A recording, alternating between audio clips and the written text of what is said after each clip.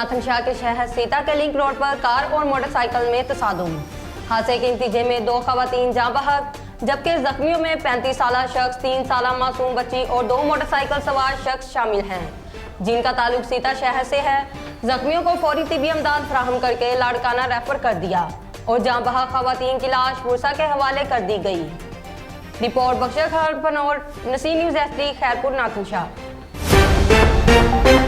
Rawla court में हल्का 5 अवामी इत्तेहाद के रहनुमा अतीक अब्बासी ने कहा है कि हमारे साबका सारे एमएलए लोगों को सिर्फ सब्ज बाग ही दिखाते हैं, अमलन कुछ भी नहीं करते और अब अवाम इनके धोखे में नहीं आएगी।